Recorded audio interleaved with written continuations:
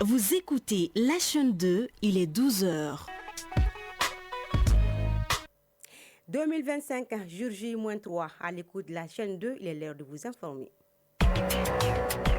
Infocité, le journal de l'info de proximité sur la 95.2.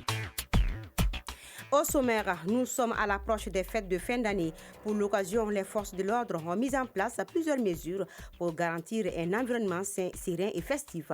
Mohamed Bari, qui a approché la population toutefois inquiète, se réjouit de leur présence.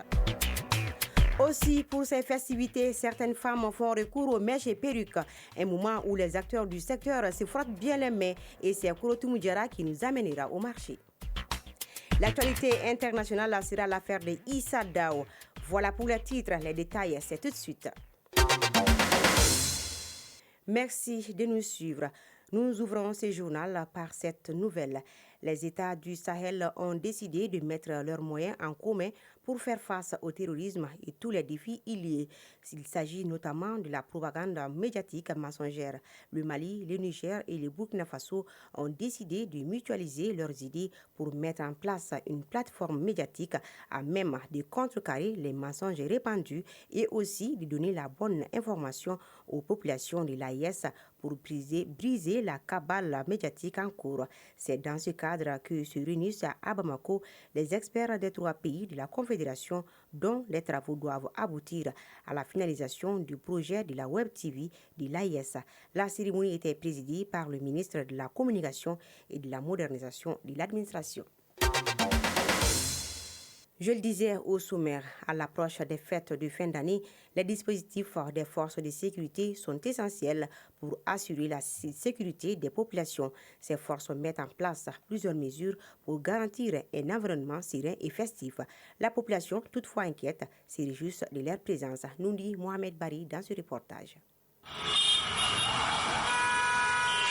En ce moment de fête de fin d'année, l'effervescence gagne les marchés, les rues et les lieux de loisirs. Cependant, cette période festive s'accompagne souvent de risques en matière de sécurité, vols, embouteillages, incidents, entre autres. Alors, les forces de sécurité annoncent des mesures renforcées pour garantir la quiétude des populations. Samba Dansogo, commissaire du 2e arrondissement. Je dirais au niveau vraiment de la sécurité, nous avons pris beaucoup de dispositions.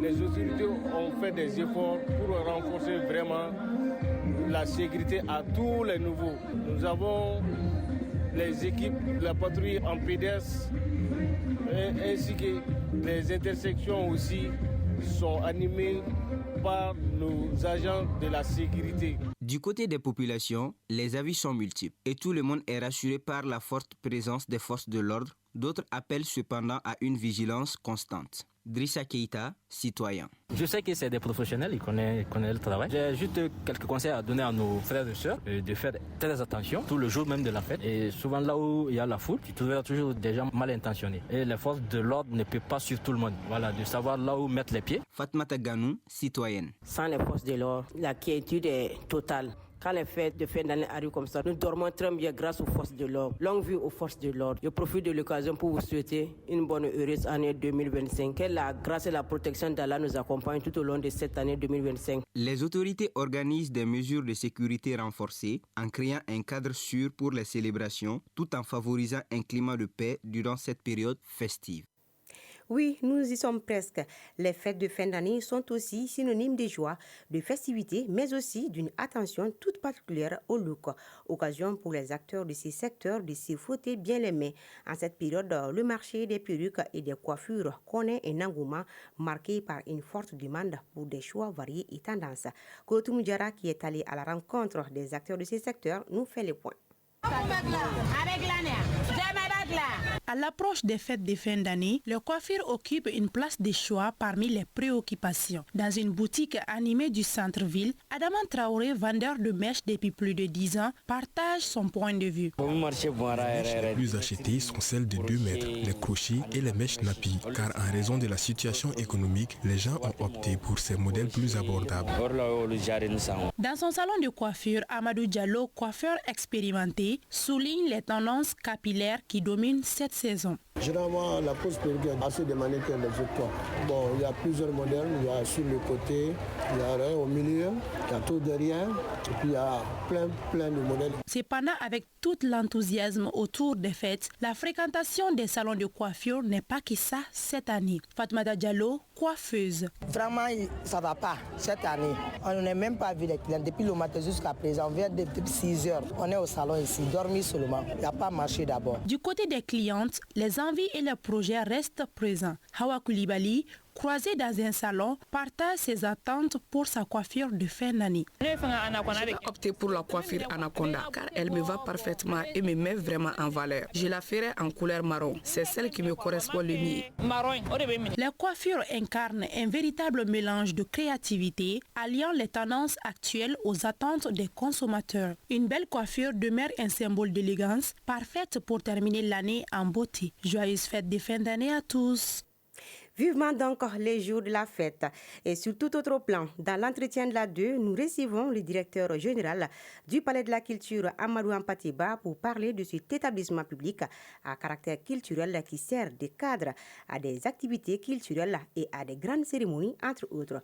Nous vous proposons un extrait de cet entretien avec Abdoulaye Djombana. Il est au micro de Samba Sanougou. En réalité, dans nos contrats et des conditions dans lesquelles les salles sont louées, nous avons inscrit cela, mais il faut reconnaître que si les dégâts ne sont pas énormes, c'est le Palais de la Culture qui prend en charge. Mais si c'est énorme, c'est aux prestataires de prendre ça en charge. C'est vraiment dans nos conditions d'utilisation que nous remettons aux usagers. Alors les activités culturelles, il y a deux façons. Et la première, c'est que le Palais de la Culture même organise des activités culturelles avec les formations nationales dont j'ai cité là-haut.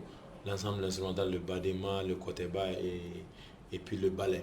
Donc on organise des activités de ce genre. Ensuite, nous accueillons beaucoup d'activités artistiques et culturelles, même artisanales, ça dépend.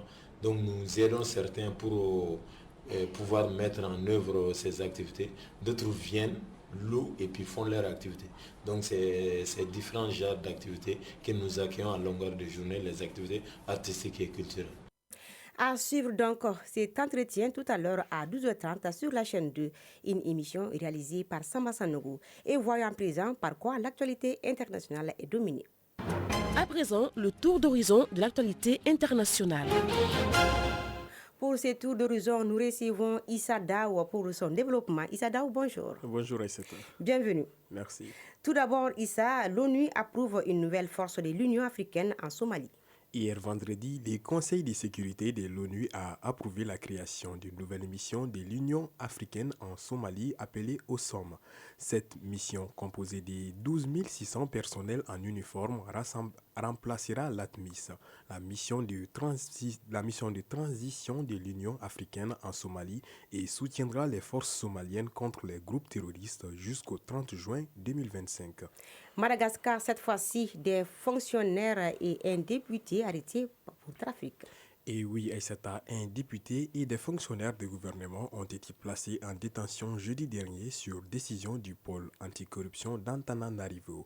Ils sont mis en cause dans deux affaires de trafic distinctes. Si les saisies de cette nature, lingots d'or dans un cas et espèces protégées dans l'autre, sont fréquentes à Madagascar, les profils des auteurs provoquent l'indignation de la société civile. Dans un communiqué conjoint publié à la suite de ces affaires, une dizaine d'organisations de la société civile demandent des sanctions exemplaires.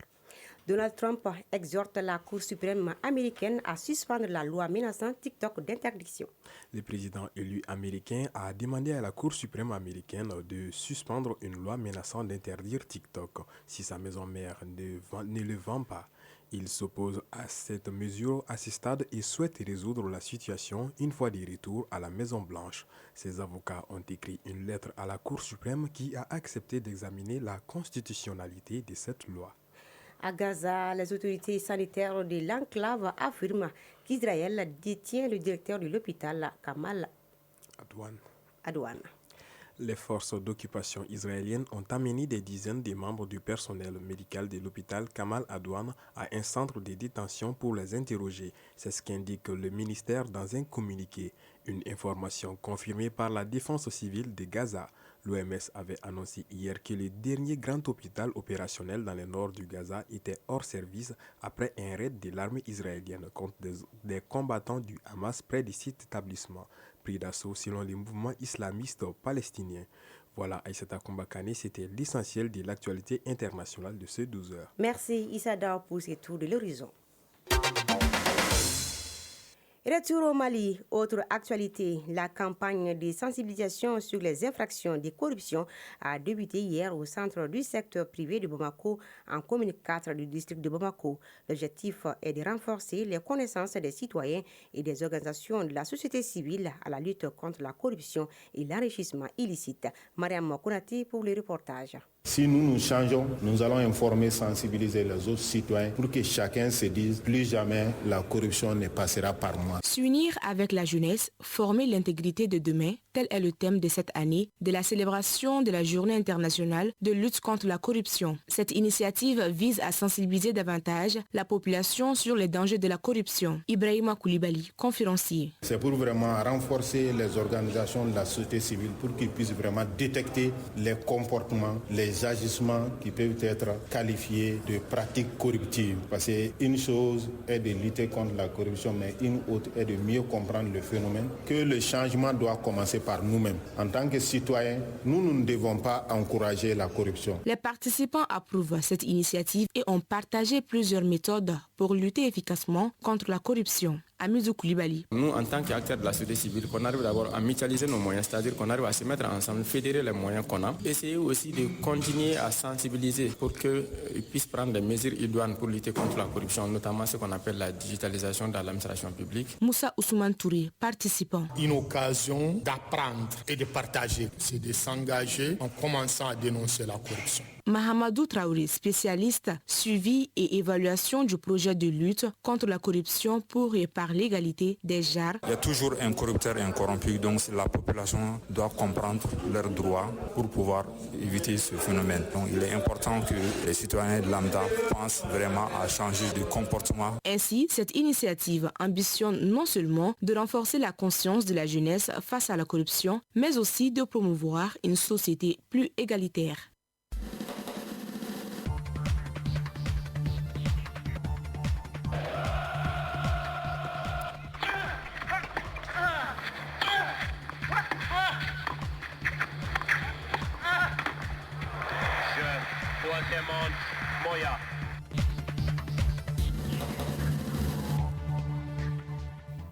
Et cette nouvelle sportive avant de boucler cette édition éliminatoire CHAN 2024.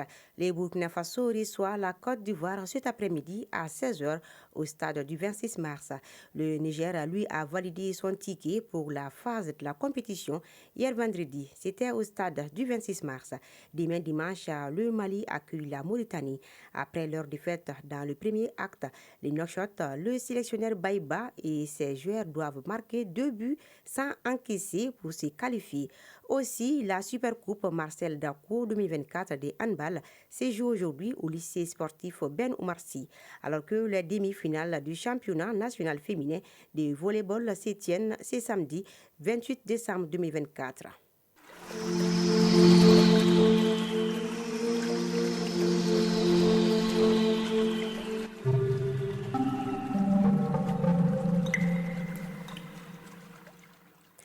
La météo à 12h13, le thermomètre affiche 28 degrés Celsius sur Bamako et environ. La maximale attendue sera de 33 degrés Celsius. Le soleil se couchera à 18h09. Et c'est la fin de cette édition qui vous a été présentée par Aïssata Dite Koumbakane, mise en onde Penandao, mise en ligne Badi Touré, réalisation Mohamed Bari, coordination éditoriale Seydou Traoré et Jefa Diara. Un grand merci à vous aussi de l'avoir suivi. Très bonne écoute radiophonique.